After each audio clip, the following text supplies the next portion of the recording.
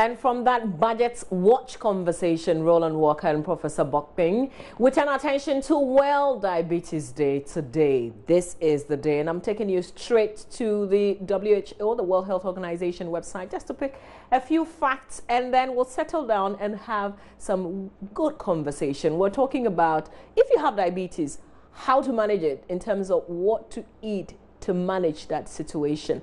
And how do you even prevent it in the first place? It will be a good conversation. Now, let's check out the facts as it's been recorded by the World Health Organization. So, fact 1 says about 422 million people worldwide have diabetes. That's a huge number. The prevalence of diabetes has been steadily increasing for the past 3 decades, mirroring an increase in the prevalence of obesity and overweight people. So in particular, the prevalence of diabetes is growing most rapidly in low and middle income countries, and that's where we come in. That's why we have to be super worried about this. Let's go to fact 2. Diabetes is one of the leading causes of death in the world. At least in 2012, diabetes was the direct cause of 1.5 million deaths, and an additional 2.2 million deaths were caused in the same year by higher than optimal levels of blood glucose. It goes on and on and on. Fact 3 would tell us that there are 2 major forms of diabetes, and I'll leave it to my guests who would break it all down in terms of how to manage depending on which type that you have. So let's go to fact 4. A third type of diabetes is gestational diabetes. Details of that as well. We'll touch on it as well. Let's go to fact 5. Type 2 diabetes is much more common than type 1 diabetes, and you'd see it even in terms of what to do to manage in a bit. Fact 6. People with diabetes can live long and healthy lives when their diabetes is detected and well managed. So that's good news. It doesn't mean it's a death sentence, but if you manage it well, you can go ahead and live longer. Fact 7, early diagnosis and intervention is the starting point for living well with diabetes. Fact 8, the majority of diabetes deaths occur in low and middle income countries. Again, that's where Ghana comes in. Fact 9, diabetes is an important cause of blindness, amputation, and kidney failure. And the final facts, type 2 diabetes can be prevented. So up next, my guest, Colin Maxwell Bisala. He's a dietitian with the University of Ghana Hospital. And it's a fruity morning, if you like. We'll tell you how to manage it if you're living with diabetes and how do you detect it early. All of that coming up. All right, so my guest seated with our fruits right placed. Colin Maxwell Bisala is a dietitian with the University of Ghana Hospital. Good morning to you, Colin. Yes, good morning and good morning. Yes, yes. You are the royal. Yes. Okay, it's good to have you. But it's important the conversation that we're going to have. So can I first ask, people living with diabetes, do you see from at least where you sit, do you see that people manage it well? Yes. For the statistics in Ghana, with regards to diabetes management, is very poor. When you compare the life expectancy of people living with diabetes among the middle income or in Ghana as compared to our Western world, they are doing much better than us. And it all boils down to the fact that we don't manage it well as compared to them. So management in diabetes in Ghana has not come of that quality. And we are losing a lot of precious lives which could have been prolonged if they are eating well and they are taking their medication. What's the difficulty in eating well? Yes, I think one of the difficulties is largely based on the fact that a lot of too much information in the net. Oh, there's too much information? Yes, and then most people would just go in there and then pick the information like that and start, practicing. And then when you go to the net, the kind of information you get, first you have to consider which websites or which group of people are putting that information. So there are a lot of misconceptions that are available, and these are one of the things that most people would have difficulty sorting out the facts from the myths, and that is why we encourage people to see a dietitian when you have such problems. Okay. Yeah. I also get the fact that, especially on the internet, we're not the people putting the information there. And if it's the West, then we're not the same in terms of color, even where we live, the weather, and things like that. So some of the information may not be good for us, if you like. Some of the recommendations may not be the recommendations that our local dietitians or doctors would give to us. Exactly. Yeah. Okay. So where do we begin from? You've said to me that there are two important things you want to touch on. Yes. One is if you're living with diabetes, how to manage it. Yeah. And the other one is how to prevent it. Prevent it. So where do we start? Yes, but before we do that, we'll need a breakdown of what actually the condition is. Okay. Just a rundown. All right. Yes, so basically when we talk about diabetes, it's a condition whereby a person has elevated blood glucose, or what we call sugar, in the blood. And this may be due to impaired insulin secretion or action, or both of them. It could be either of impaired insulin secretion or the action of both. Now, in order to make it more easy for our viewers to understand, we need to understand the basic principle of physiology when the food gets inside the body. Okay. Now, when you eat, depending on what kind of food you eat, the food is taken through the body and then is digested. Then when it's digested, the food is then turned into what we call glucose or sugar. And specifically, the nutrient that we get that sugar or glucose from is the carbohydrate foods.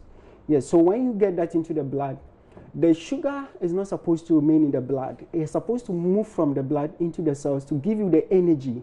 And that is why we are able to talk, to move about, and do our daily activities.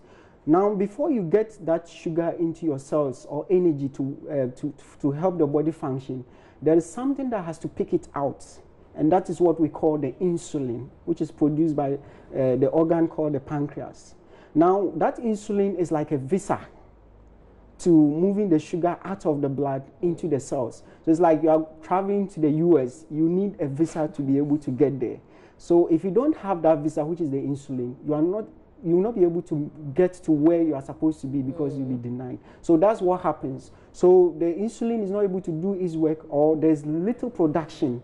And then when that happens, the sugar builds up in the blood. Okay. Yes, and when that happens, there are symptoms that come with it. One of the things that normally happens is you begin to urinate often, which is what we call polyuria. Okay, you urinate often, and then sometimes too, you drink a lot of water, which will you always become thirsty, and we call it polydipsia. And then in some cases, people easily become hungry after eating. You become weak, then you begin to have eye changes. You begin to have blurred vision, and all that. So those are some of the key cardinal signs and symptoms that happens when you have this disease. Now, literature has not been clear on the cause of the condition. And basically there are two. We have the type 1 and the type 2. Now, the type 1 is mostly common in children or adolescents. And then type 2 is mostly common in the adult population, people who are at their extreme age. Now, with type 1, the causes are not also known. Some scientists suggest that people are exposed to certain things we call autoantibodies. So those autoantibodies begin to attack the pancreas, which is supposed to secrete the insulin, and destroys them. And then when that happens, the body is not able to produce enough. And then one of the symptoms that come with it, normally they are almost always characterized by high blood sugar levels, to the extent that medications alone might, the oral medication may not work, so you need to be on insulin. Yes. Then we have the type 2, which is mostly common. About 90% of the diabetes cases are normally type 2, and type 1 is just about 10%. Now, we have seen a trend changing. We have even adolescents or children who are not getting type 2 diabetes because of the infiltration of our lifestyle changes, as well in those who have high risk individuals who have family history. So the trend is changing, but 90% are type 2. Now, type 2, the most common issue has to do with the fact that excess body weight gain or obesity, that's one of the main causes of type 2. In type 2, you produce the insulin, but the body is not able to respond to the insulin. So, for instance, you may have the visa, but it's expired. Yes, so that so is you're how still to make it. denied. Yes, so you still can't get access. Then the sugar gets into the blood, and then with time it becomes elevated, and that is when all these signs and symptoms which I spoke earlier about would showcase. Oh, wow. Yes. So basically that is the rundown on the different types. Okay. Then we talk about the risk factors. Yes. Having said that there are no known causes doesn't mean that there are other factors that may predispose an individual to getting type 2 diabetes. Yes. I guess that's mostly the lifestyle. Yes. Yes. So one of them, we have some which are modifiable and some which are not non-modifiable. With the non-modifiable ones, you can't do anything about it. And one of them is your age. It's mostly common at extreme ages. I mean, it's been stated by WHO that most of the people may get it around 70 years and some 45 above. So growing old is associated with the condition. With getting the condition. Then we have the genetic predisposition where it's in the family. And that is something nobody can do anything about that. So it's also a non-modifiable risk factor. Then we have the ones we have the power to modify or control. And those are what I want to hammer on. That's more where you today. come in. Yes. So examples of some of the modifiable risk factors are obesity or weight gain. Okay. Then we have alcohol intake, we have smoking, we have physical inactivity. Yes, so these are things that we can modify. So those are some of the risk factors which are modifiable. Okay. Yeah. So I guess let's talk about the things that we can change. Yeah. Let's start because we've displayed, and these fruits, the thing I like about the fruits we've displayed, you can get them everywhere and anywhere. We got it just across the streets. There's a coconut seller. How useful are these fruits? Yes, very, very important. It's one of the key things you need to consider if you want to prevent diabetes.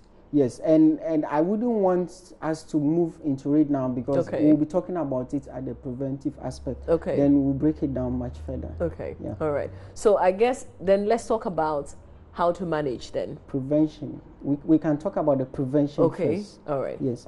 So in the key thing to preventing diabetes is lifestyle. And as I said, with the type 2 diabetes, the main common thing that predispose an individual to that is obesity. So one of the things you need to watch out is to manage your weight.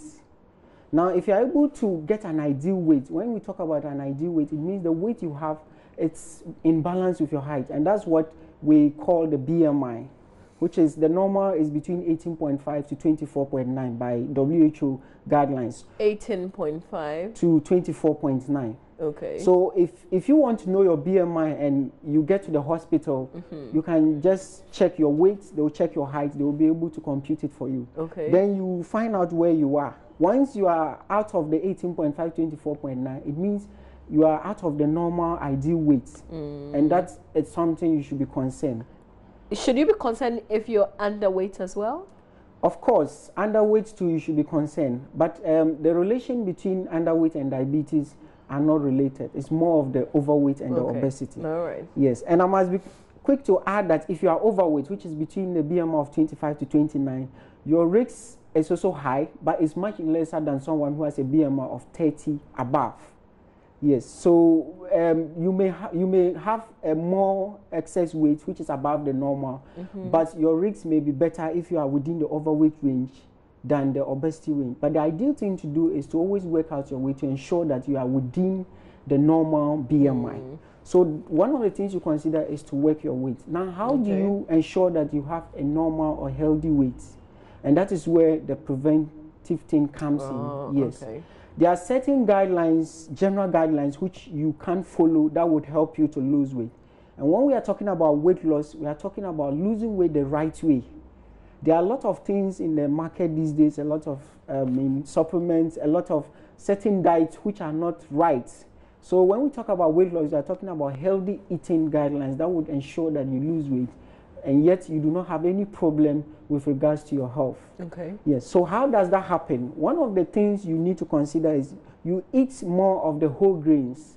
When we talk about the whole grains, we are talking about, in our local Ghanaian setting, we are talking about our millets, our corn, we are talking about our brown rice, we are talking about our wheat, Then we talk about the wheat bread too. So most of those whole grains would help you because they do not contain excess energy, and that will not lead you to building more weight. Now, it's interesting to note that in Ghana, we are changing the way we process our foods.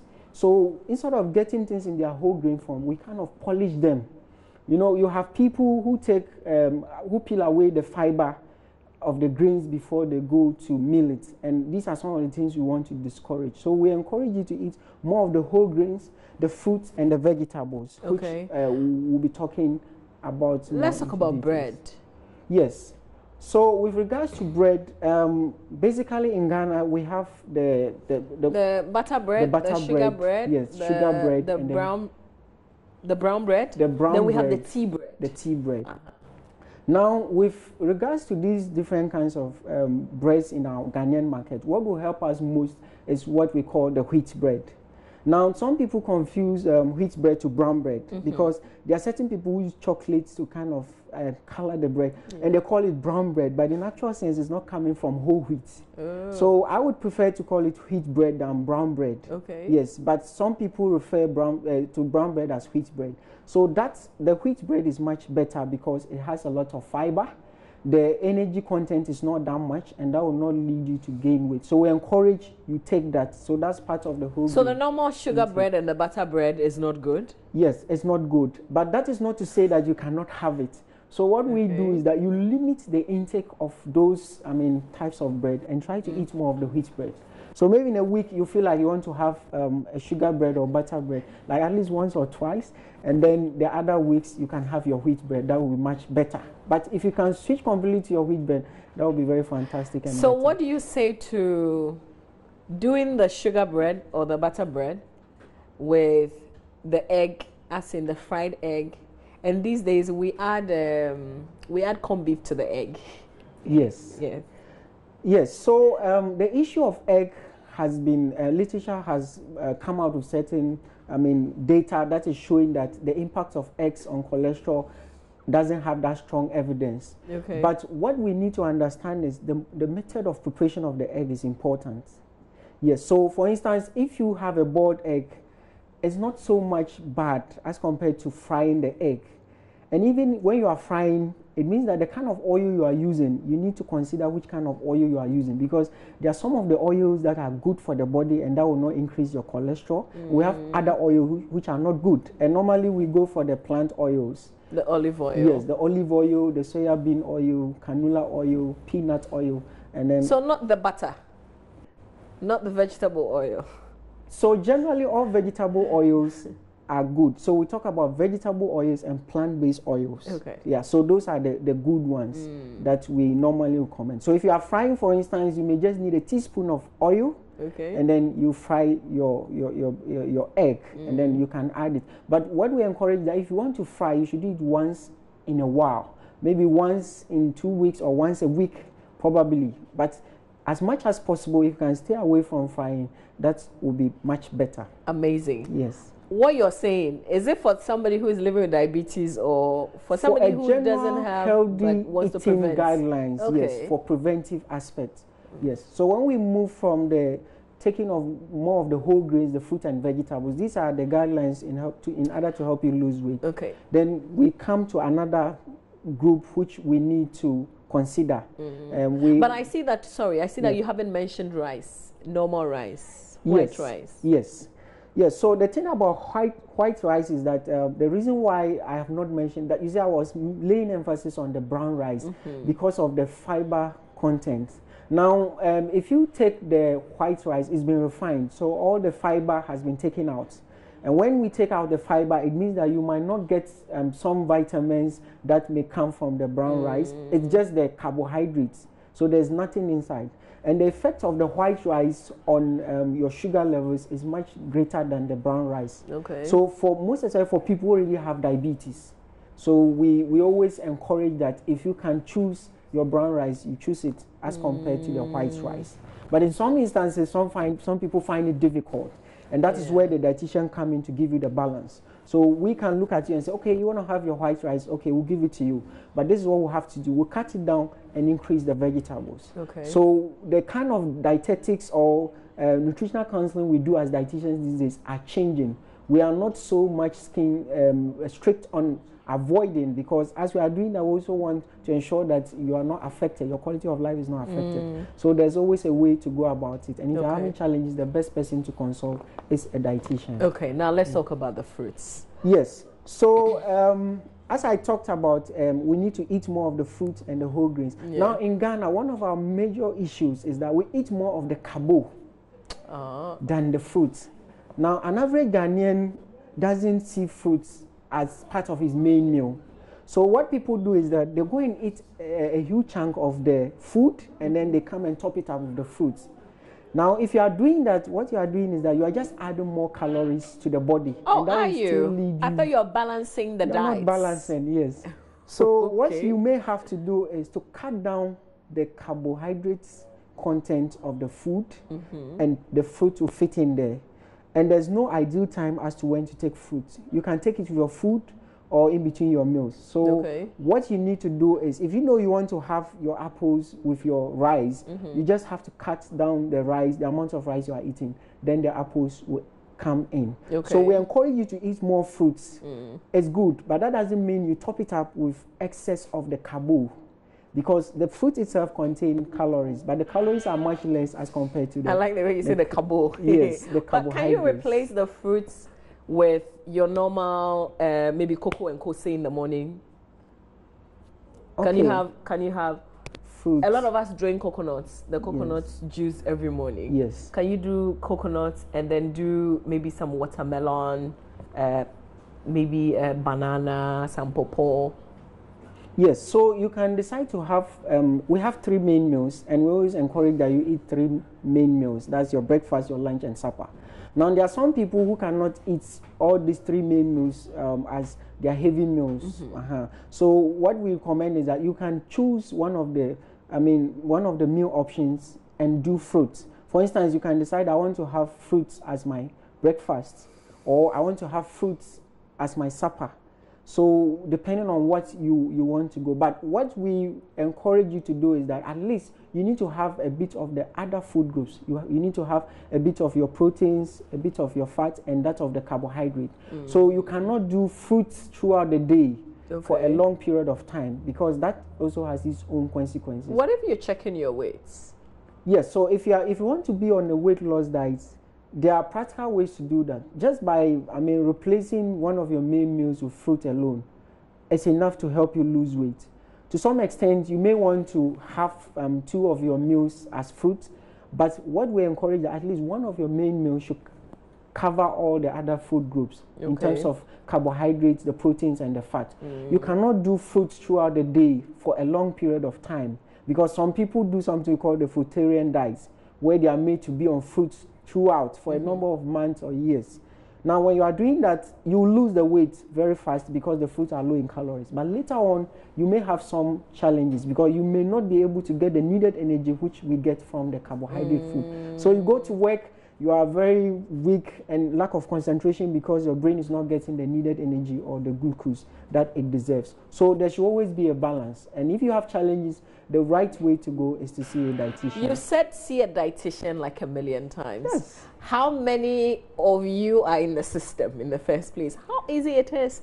Or is it to walk into a facility and say that I want to see a dietitian? Yes, it's easy to see a dietitian these days. Gone past some years before, we're not many, and we're mostly distributed around the urban areas. But now the training is increasing, the scope is increasing. We have new graduates all over. And then people are now getting through the regional capitals too as well. We have not gotten to the district level yet, but we have quite a number of dietitians around the regional capitals as well as the urban areas. So you can just move into any facility where there's a dietitian and book an appointment to see a dietitian. But one thing I want to add is that the policies must change, because there are a lot of graduates in the house who need employment. But lack of government commitment in terms of prevention is another issue. So we need to give more slot for dietitians so that we can get more dietitians in other places like the district capitals, and every hospital at least should have a dietitian. and that is the right way to go. So I think the policymakers would have to sit up and do a great job on that. Yeah. I like that angle of it. Yeah. But with the kind of, because you work in a facility with the kind of people who come in with diabetes, what is that one thing that you would say that people living with a condition are not doing well in terms of the eating? Okay, so one of the things I think from my experience as a dietitian and from observational, from my own observation on the people I see, I think one of the things Ghanaians are not doing well with regards to eating is that we tend to eat more of the carbo, which is the main culprit in diabetes management. Okay, so here's what we're going to do. Yeah. Can you mention the foods that you'd find carbohydrates? Because sometimes it's because we can't make the differentiation quickly. Yes. Yeah. So carbohydrates basically are the foods that give us energy, and is the main principal, energy source of the body. Now it's found in our common Ghanaian foods like our yam. You can have some in the rice. We have some in our banku, akpele, our kenke, our tizet. Yes, and then most other, carbohydrates that are not typical of Ghanaian, like the potatoes and all that. So, but the common ones are the rice, the bankus, the fufus. That's what we eat every day. Yes, so those are the carbohydrate foods. And that's one of the main culprits in diabetes. So in prevention, you need to cut down the amount of carbohydrate you eat, especially if you are coming from a family of diabetes. Once you are watching on the weight, and most of the Ghanaians, when they cut down their carbohydrate intake, they are able to lose weight, because one of our main issues, people are what do you replace it with? Yes, so you don't replace it completely. You just cut it down, and then you replace it with the fruits. Yes, the fruits also contain carbohydrates, some amount of carbohydrate, but it has other benefits with regards to vitamins and minerals, and the calories are much lower as compared to the carbohydrates. And when we are talking about carbohydrate, the ones you can have are the whole grains carbohydrates. So as compared to the refined ones. When we talk about refined carbohydrates, we are talking about carbohydrates that have been reprocessed from their natural form. For instance, the white rice, it's a refined carbohydrate because it's been reprocessed and the fiber has been taken out. And then, and in some cases too, our soft drinks that is in the market, they are all refined carbohydrates. So we should be going towards the whole grain carbohydrate as compared to the refined carbohydrates. Okay. So if you're replacing the minerals, the everyday minerals that you would drink, what should you take in place of that?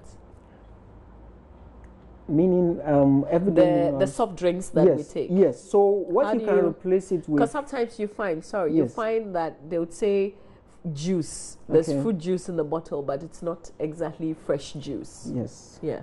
So what we encourage you to replace it with is the natural fruit juices.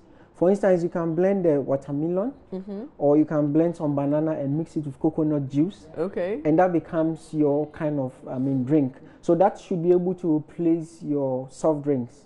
Yes. And then if you want to do it, you do it once in a while. Maybe on an occasion you go and there's nothing available, you can just have like at least one bottle, and then that is fine. Okay. The idea is not total avoidance, but the limitation is the most important thing. Okay. Yes. So today you're saying that if I'm looking for like a soft drink or a fake fruit juice that has been bottled and worked on, I can simply just do coconut. Yes. So you can do coconut water, and then specifically the fresh one, because that's what we normally encourage, because you have a lot of the water which contains all the minerals and other vitamins that we need. Yes, so this could be replacing your soft drinks. Okay. And then sometimes what you need to do is drink a lot of water. When you develop, a lot of normal water. Yes, when you develop the habit of drinking a lot of water, it's able to kind of replace the amount of soft drinks you take, because most people take it because they feel thirsty and they want to have something. Yeah. So they just go in and take all those, soft drinks and the energy drinks. Yeah. So we recommend that you take more of the water. If you can't do that, we advise that you can give it some flavor. You can use some lemon and mix it in your water, and that will help you to be able to take. Okay. To be able one to take final one before we wrap up. Yeah. So the breads. Let's talk about the breads again. The butter bread is a no-no. The sugar bread is a no-no. But there's a brown bread. There's a. I'm not sure if it's colored or if they use the flour that you say is recommendable? You've seen the brown bread I'm talking about. There are a number of them in the market. Oh Sometimes my God. it's very difficult. But normally, what would help is that when you are looking out for the kind of bread to use, just ask for whole wheat bread. Now, they sell some of them that's in the malls. But even in our Ghanaian See, that's the setting, thing, because we don't have time. I mean, I'm not going to buy bread at the mall. Yes. So it's, Charlie, there are shops everywhere. They're selling bread. I want to buy bread. So in our local Ghanaian setting, you move into a shop, you ask for wheat bread. Now, when you look at the bread, you know whether it's made from, they've used chocolate just to color it, or it's coming from wheat. Because wheat has a way it looks. You see some fiber stacks in there, and then you can confidently tell that, okay, this is wheat bread. Now, with the brown bread, you see that the flour that is used is not coming from wheat. You just see something in the form of a chocolate form that it's being colored all over. And when you say brown bread, they may end up selling you something that you probably will not help, because we need the wheat bread. Now, shortly, to just talk about the management, those who have the condition, there are just basically some few key tips you need to consider. First is the timing of your meals, the quantity of the food, the quality, what choice of food you are eating, and then a bit of exercise you do. Now, with the timing, you spread your meals throughout the day, because the body has issues with insulin control. So, for instance, you have your breakfast around 7, 8. You could wait to around 1 or 1:30 before you have your lunch, and then your supper can come later between 5:30 to 6:30. Supper should be eaten earlier, because when you eat late and go and sleep, the sugars may go up the next day. And then what you can do is that with regards to the quantity of the food, sometimes you are not able to do it on your own, especially those who have type 1, because you are on insulin. So if you don't eat the right quantity, the sugars may drop beyond certain limits, and you may have something we call hypoglycemia. That is when you begin to be shaking and sweating, because the sugars are falling below certain limits. And one of the things that happen is that people tend to restrict, because they know it's carbohydrate that's the problem. So they tend not to eat at all, and that in itself is dangerous, especially with the type 1s. So what you need to do is you need to see a dietitian to work out your intake, because there are other factors you consider. Now, with type 2, the quantity of the food, basically what you need to do is cut down your carbohydrate. It's not that you don't have it at all, but you cut it down and have more of the low-fat dairy products, as well as proteins, and then the healthy oils and fats. And then you fit in the fruit in there. Now, the fruit too can also affect the sugars if they are overeating. So that is where the balance will have to come in. So even the fruits that you're recommending so much, you don't have to overeat them. So the bottom line is moderation. So whatever is good, if you do it too much, at some point it will still be bad. So that is it on the quantity. So you cut down your carbohydrate, and you are sure to have some achievement with regards to your sugar control. Then the choices of food is where the whole grains come in. So you need to have more of the fiber foods, because what happens is that when they get into the blood, their sugar levels are not so high to increase the sugars as compared to the refined carbohydrates. So you may be going for brown rice, you may be going for millet, or the whole grain forms of cereal porridges like the kondo porridge, which is morikuku. You may want to have Tom Brown. You may want to have, whole oats porridge. So those are the things we recommend. But with that too, you need to work on the quantity. Make sure you do not overeat. So the bottom line is moderation. A little, little amount of food, like 3 times. You eat a little in the morning. Do you eat to get full? Yes. With diabetes, what happens is that if you say eat to get full, it's relative, because the amount of food I would need to get full may be different from you, because it's based on patient specific or individualized, because some people tend to eat more. So when you do that, your stomach kind of expand. So, but the thing is, you just eat enough to give you the needed energy. Yes, but you do not need to overeat.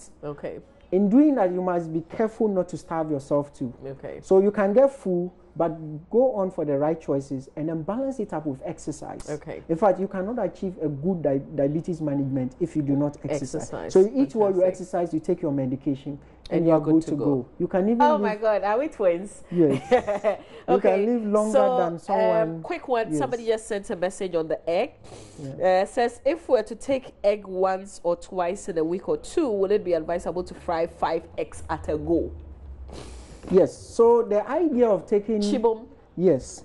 So the thing about the eggs is that you can have 1 boiled egg in a day, at least a maximum of 4 times, though the literature on eggs are saying that it doesn't affect cholesterol, but we still want to be careful because too much of everything could be bad.